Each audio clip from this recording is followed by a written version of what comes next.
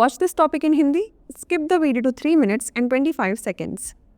Hello everyone, welcome to another episode of Legal Update. The topic of discussion is SC frees prisoner after 25 years. First, let us see why is it in the news. Recently in the Om Prakash, alias Israel, alias Raju Das versus State of Uttarakhand case, the Supreme Court ordered the release of an individual who had been incarcerated for nearly 25 years upon discovering that he was a juvenile aged 14 at the time he committed the offence in 1994. Let's look at the background of the case. The appellant was sentenced to death for a 1994 murder. His juvenile plea was rejected due to its courtroom statements and having a bank account. In 2012, the president commuted his sentence to life imprisonment with the condition that he remains incarcerated until age 60. After confirming his age as 14 at the time of the crime via an ossification test and RTI inquiries, the appellant challenged the presidential order in the Uttarakhand High Court, which dismissed his petition due to limited review powers over presidential decisions.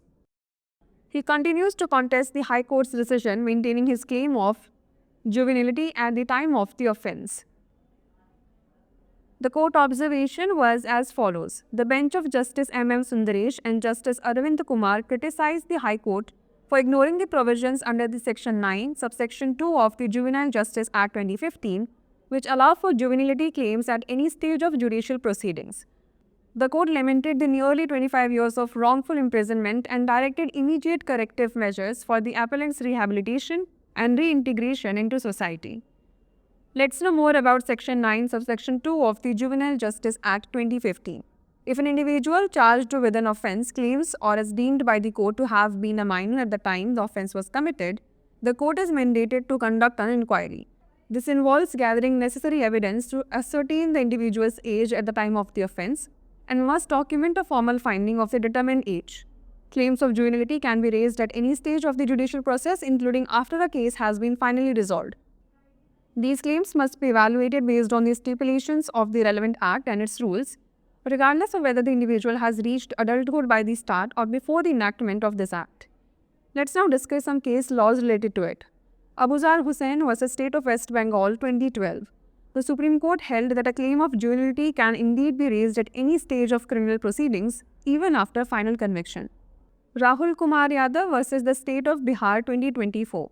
The Supreme Court emphasized that the Juvenile Justice Act 2015 provides a comprehensive mechanism to consider juvenility claims which can be raised at any stage of legal proceedings, even after final case disposal.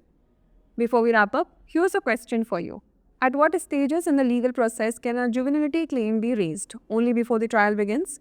Any stage even after the final disposal of the case? During the initial hearing only, or before sentencing? Send the answer to this question in the comment section. Like, share and subscribe for more such content.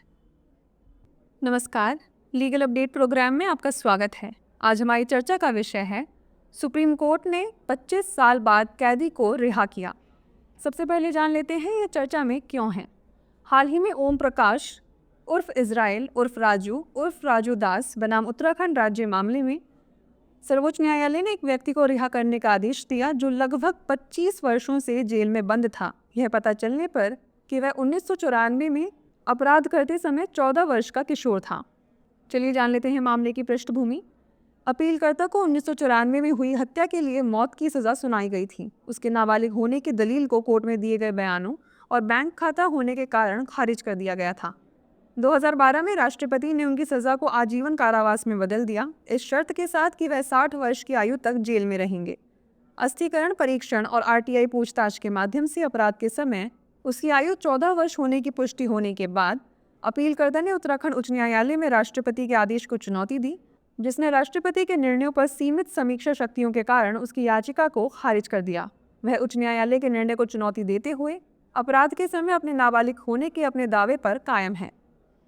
न्यायालय की टिप्पणी की बात करें तो न्यायमूर्ति M.M. Sundaresh और न्यायमूर्ति अरविंद कुमार की पीठ ने किशोर न्याय अधिनियम 2015 की धारा 9 उपधारा 2 के प्रावधानों की अनदेखी करने के लिए उच्च न्यायालय की आलोचना की, जो न्यायिक कार्यवाही के किसी भी स्तर पर किशोर होने के दावों की अनुमति देता है।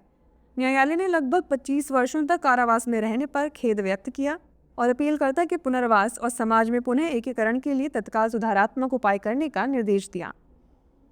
आइए अब जान लेते हैं किशोर न्याय अधिनियम 2015 की धारा 9 उपधारा 2 के बारे में। यदि किसी व्यक्ति पर किसी अपराध का आरोप लगाया गया है और वह दावा करता है कि अपराध के समय वह नाबालिग था या न्यायालय द्वारा उसे नाबालिग माना गया है, तो न्यायालय को जांच करने का अधिकार है। इसमें अपराध के समय व्यक्ति की आयु का पता लगाने के लिए आवश्यक साक्ष्य एकत्र करना शामिल है तथा निर्धारित आयु को औपचारिक दस्तावेजीकरण करना होगा। किशोरावस्था के दावे न्यायिक प्रक्रिया के किसी भी चरण में किए जा सकते हैं, जहां तक कि जब मामला अंतिम रूप से सुलझा लिया गया हो। इन दावों का मूल्यांकन संबंधित अधिनियम और इसके नियमों के प्रावधानों के आधार पर किया जाना चाहिए, भले ही व्यक्ति इस अधिनियम के लागू होने से पहले या उसके शुरू होने से पहले वयस्क हो गया हो। चलिए अब जान लेते हैं इससे संबंधित केस के बारे में। अबूजर हुसैन बनाम पश्चिम बंगाल राज्य 2012। सर्वोच्च न्यायालय ने कहा कि किशोर होने का दावा आपराधिक कार्यवाही के किसी भी चरण में उठाया जा सकता है, यहाँ तक कि अंतिम दोष सिद्धि के बाद भी। राहुल कुमार यादव बनाम बिहार राज्य 2024।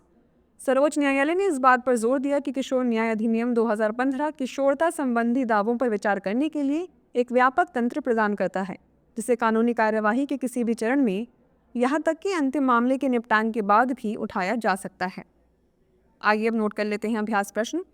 कानूनी प्रक्रिया के किन चरणों में किशोरावस्था का दावा किया जा सकता है? केवल मुकदमा शुरू होने से पहले, किसी भी स्तर पर, यहाँ तक कि मामले के अंतिम निपटारे के बाद भी, केवल प्रारंभिक सुनवाई के दौरान या सज़ा सुनाए जाने से पहले। इसका उत्तर हमें कमेंट सेक्शन में ज़रूर भेजिएगा। ऐसी और वीडियोस देखने के लिए लाइक, शेयर और सब्सक्राइब करना ना भूलें। धन्यवाद।